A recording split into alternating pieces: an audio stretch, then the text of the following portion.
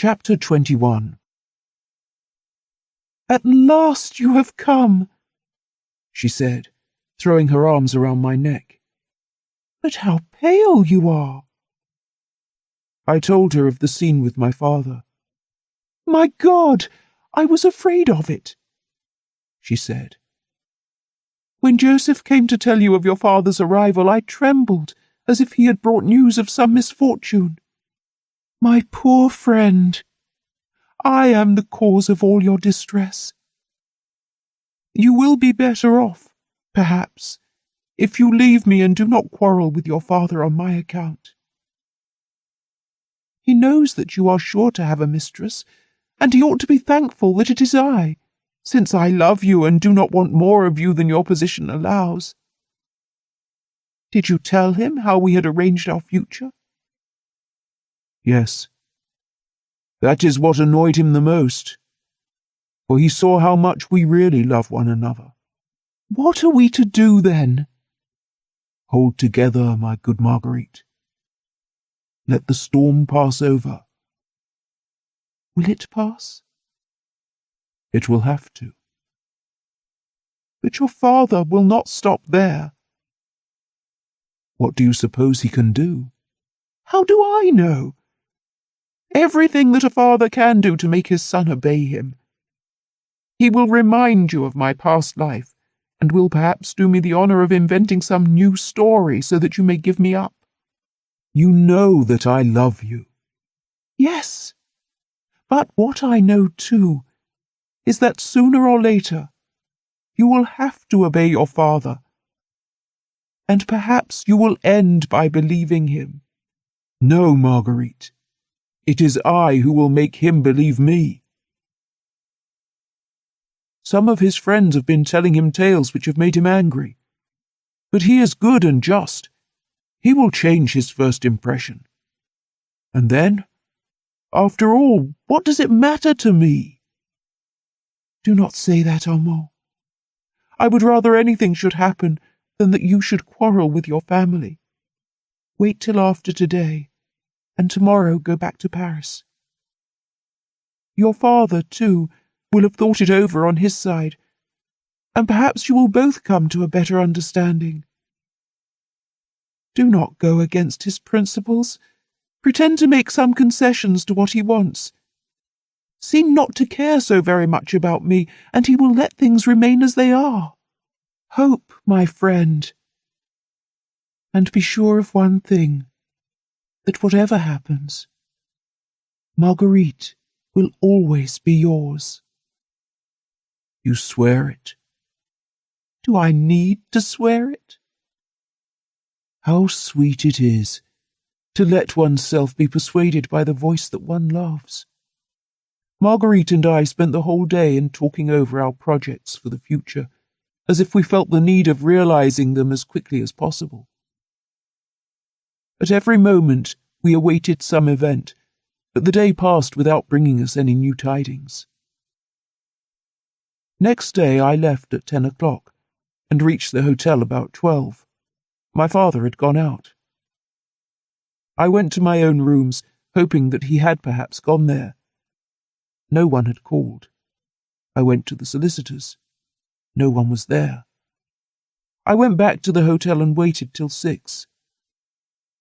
Monsieur Duval did not return, and I went back to Bougival. I found Marguerite not waiting for me as she had been the day before, but sitting by the fire, which the weather still made necessary.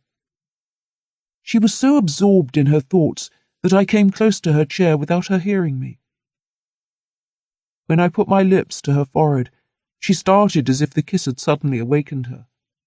"You frightened me," she said. "And your father?" "I have not seen him. I do not know what it means. He was not at his hotel, nor anywhere where there was a chance of my finding him." "Well, you must try again tomorrow." "I am very much inclined to wait till he sends for me. I think I have done all that can be expected of me." "No, my friend, it is not enough.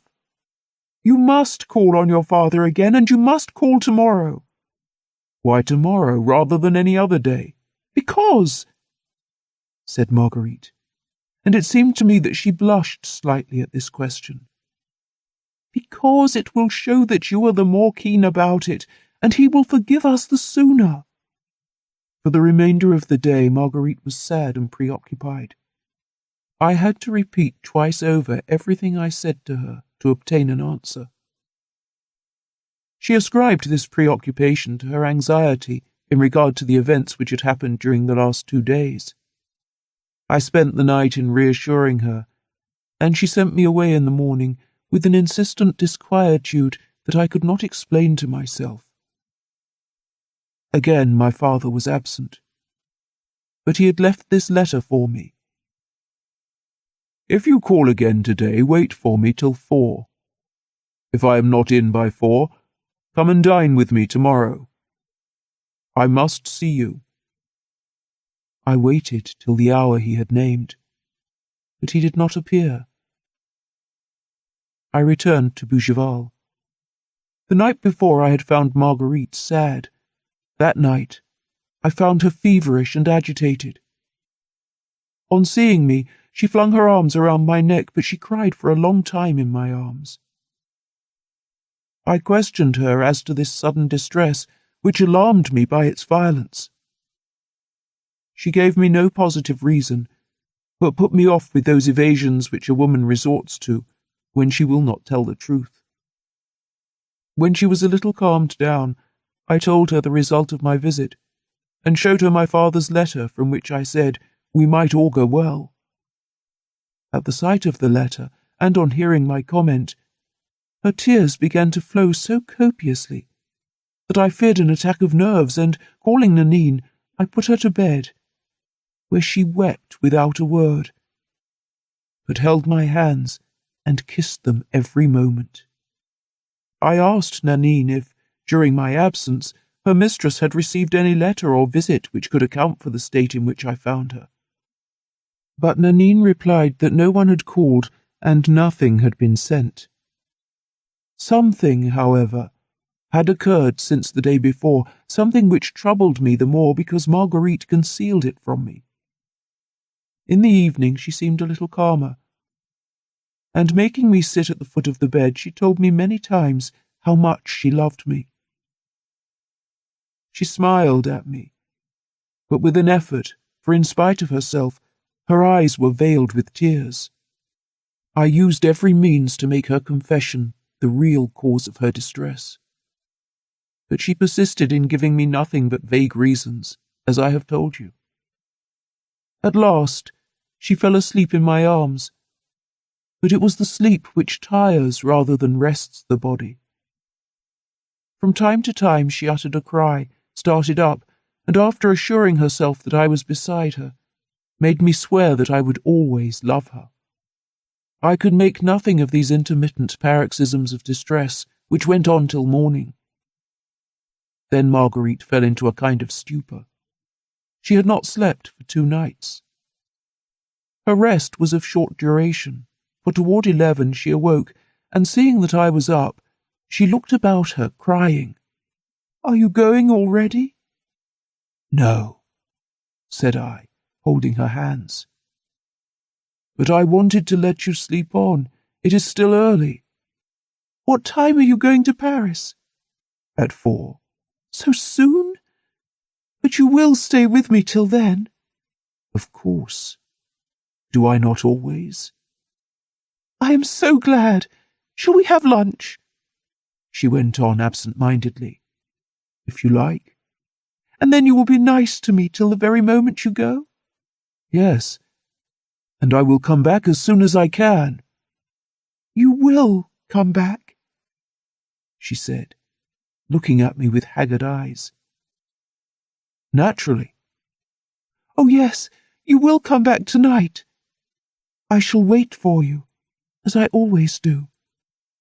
And you will love me, and we shall be happy, as we have been ever since we have known each other." All these words were said in such a strained voice, they seemed to hide so persistent and so sorrowful a thought, that I trembled every moment, lest Marguerite should become delirious. Listen, I said. You are ill. I cannot leave you like this. I will write and tell my father not to expect me. No, no, she cried hastily. Don't do that. Your father will accuse me of hindering you again from going to see him when he wants to see you. No, no, you must go, you must. Besides, I am not ill. I am quite well. I had a bad dream, and am not yet fully awake. From that moment, Marguerite tried to seem more cheerful. There were no more tears. When the hour came for me to go, I embraced her and asked her if she would come with me as far as the train. I hoped that the walk would distract her and that the air would do her good. I wanted especially to be with her as long as possible. She agreed, put on her cloak and took Nanine with her, so as not to return alone.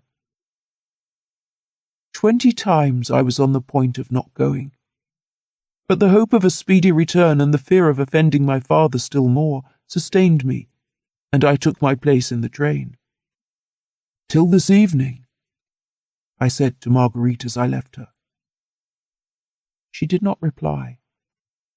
Once already she had not replied to the same words, and the Comte de G, you will remember, had spent the night with her. But that time was so far away that it seemed to have been effaced from my memory. And if I had any fear, it was certainly not of Marguerite being unfaithful to me. Reaching Paris, I hastened off to see Prudence, intending to ask her to go and keep Marguerite company, in the hope that her mirth and liveliness would distract her. I entered without being announced, and found Prudence at her toilet. "Ah," she said anxiously. "Is Marguerite with you?" "No." "How is she?" "She is not well." "Is she not coming?" "Did you expect her?" Madame Duvernois reddened and replied with a certain constraint. "I only meant that since you are in Paris, is she not coming to join you?" "No." I looked at Prudence. She cast down her eyes, and I read in her face the fear of seeing my visit prolonged. "I even came to ask you, my dear Prudence, if you have nothing to do this evening to go and see Marguerite. You will be company for her, and you can stay the night. I never saw her as she was today, and I am afraid she is going to be ill." "I am dining in town," replied Prudence, "and I can't go and see Marguerite this evening. I will see her tomorrow." I took leave of Madame Duvernois, who seemed almost as preoccupied as Marguerite, and went on to my father's. His first glance seemed to study me attentively. He held out his hand. "Your 2 visits have given me pleasure, Armand," he said. "They make me hope that you have thought over things on your side, as I have on mine." "May I ask you, father, what was the result of your reflection?"